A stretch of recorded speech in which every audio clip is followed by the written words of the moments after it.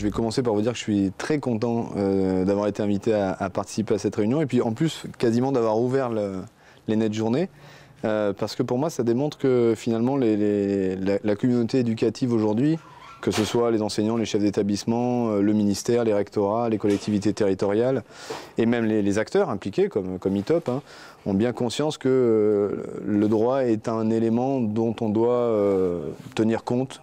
En tous les cas, on ne peut plus se contenter, disons, de développer sans arrêt des nouveaux usages ou des nouveaux services sans s'intéresser à l'environnement juridique dans lequel on les met en œuvre. Et donc l'objectif, il n'était pas si simple, hein. En moins d'une heure et demie, d'arriver à faire un panorama des problématiques juridiques de l'éducatif numérique, c'est pas simple. C'est d'autant moins simple qu'on a énormément de mal d'emblée à essayer de savoir ce que peut être l'éducatif numérique. C'est un espèce de gros gâteau, ou d'ailleurs même plutôt plusieurs gâteaux ou plusieurs petits gâteaux, dans lequel on va retrouver les problématiques des ordinateurs, les problématiques des connexions Internet, les problématiques des tableaux numériques, les problématiques des tablettes, les problématiques du Wi-Fi. Bref, autant finalement quasiment de questions de droit qu'on a d'usage ou de technologies disponibles. Alors, moi j'essaie de le faire d'une manière assez pragmatique. En fait, je me suis dit que le premier sujet à traiter, c'était de montrer aux gens finalement par des exemples que nous avons déjà aujourd'hui un paquet d'usages dans le numérique éducatif. Hein, ça va du simple entre guillemets site web d'un établissement scolaire jusqu'à des créations d'élèves numériques, jusqu'au tableau numérique dans les classes. Et j'ai essayé de montrer en fait en quoi, à chaque fois qu'on avait un usage comme celui-là, on devait nécessairement s'intéresser à la problématique juridique. Avec des exemples très simples, du type, quand vous ouvrez un site web, vous avez l'obligation d'avoir des mentions légales. Et il y a deux possibilités, vous les avez, vous les avez pas. Vous les avez pas, vous êtes hors droit, vous les avez, vous êtes dans le droit. Mais le hors droit est très conséquentiel. L'absence de mention légale, ça a l'air de rien, mais c'est trois petites mentions sur un site web. Hein. C'est qui vous êtes, donc qui est l'établissement, qui vous héberge, qui est le directeur de la publication. Mais si vous ne le mettez pas, c'est 1 an de prison et 75 000 € d'amende.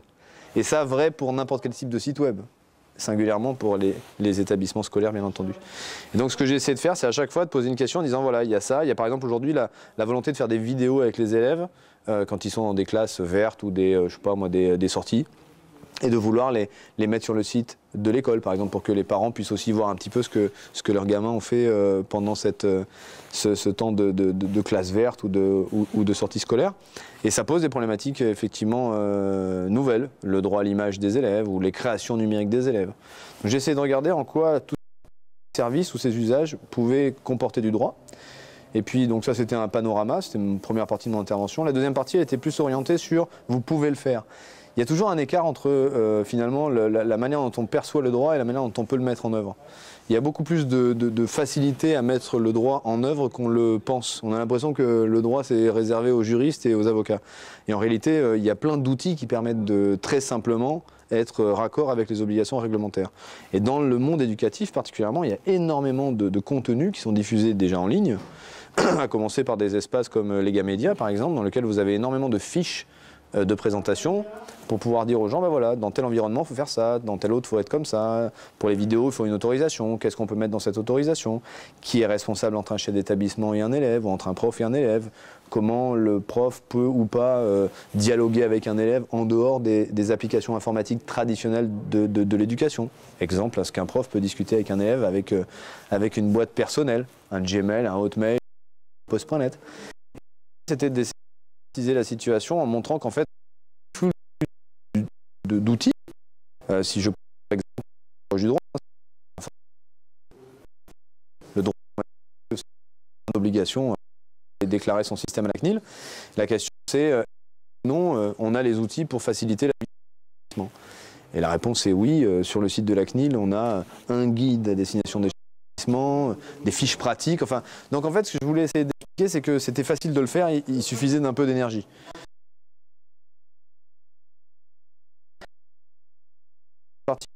Plus, l'idée c'était de dire, mais on va dans les mois qui viennent ou les années qui viennent, on va vers encore de nouveaux usages, encore de nouveaux services. Singulièrement, il y a les problématiques de ce qu'on appelle le cloud computing ou le big data ou la mobilité, les tablettes, la signature électronique. Et on va développer de plus en plus de services, et on va d'autant plus développer ces services que le Code de l'Éducation nationale a changé, et qu'il a créé un droit dit du service public. Donc ça veut dire que c'est quand même très important le service public. Quand on met en œuvre un droit de type service public, ça veut dire qu'on est obligé de servir ce service. Hein, le service public du numérique éducatif fait partie du service public de l'éducation.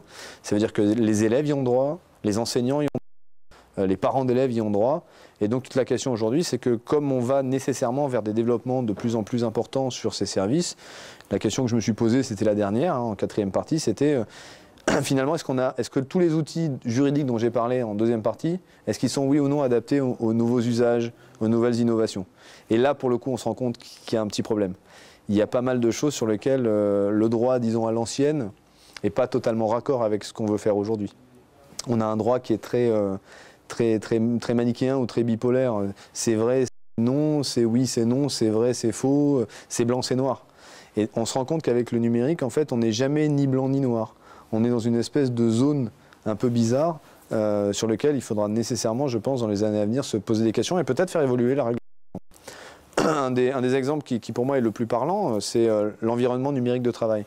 C'est vraiment un outil formidable, c'est vraiment la dématérialisation de la relation avec l'école. Donc ça permet d'avoir des services à valeur ajoutée, ça permet d'avoir des outils pédagogiques absolument formidables. Mais à l'intérieur de ça, on a créé un espace pour... Et la question qui se pose et qui se posera nécessairement, c'est quoi la qualification juridique de cet espace qui appartient à l'élève? Parce que c'est un espace qui en fait est dans la mouvance de la technologie mis à disposition par l'éducation nationale et les collectivités territoriales, mais dans lequel on dit à l'élève, en fait c'est à toi. Et je crains fort qu'il y ait deux types d'élèves, disons. Il y a l'élève qui en fera vraiment quelque chose de pédagogique, puis il y a l'élève qui risque d'en faire quelque chose un peu ésotérique. Et toutes les questions comme ça sont pas traitées ou sont mal traitées. Cet outil-là, par exemple, nous, dans la vie traditionnelle, on a les outils professionnels et les outils personnels. Mais quand vous êtes dans la communauté éducative et que vous mettez à disposition des outils, par exemple, pour des parents d'élèves, c'est pas un outil personnel, c'est pas non plus un outil professionnel, c'est un nini ou c'est un mimi, enfin, c'est un nouveau juridique sur lequel le droit, pour le coup, à l'ancienne, n'a pas de résonance ou n'a pas de place prédéterminée. Voilà, donc c'était ça, c'était un peu en forme de perspective d'évolution et de se dire il va y avoir là bientôt un nouveau projet de loi sur le numérique, des réflexions sur ces environnements-là. Peut-être qu'il est temps que le numérique éducatif ait une vraie place dans l'environnement juridique du numérique traditionnel. En tout cas, c'était très riche, évidemment. Dès qu'on touche au droit, c'est... Alors, le droit est riche. Le droit des technologies est extrêmement riche. Et en plus, il a la double casquette, disons, d'être varié et en plus d'être en permanence en évolution. Alors si c'est vrai que vous couplez la richesse du monde des technologies avec la richesse du monde éducatif et que vous cumulez les deux types de questions, vous êtes sur des environnements de réflexion pour les juristes qui sont vraiment très intéressants. Et puis voilà, ça permet de faire des conférences qui, si elles ne plaisent pas, au moins sont riches en contenu, c'est sûr.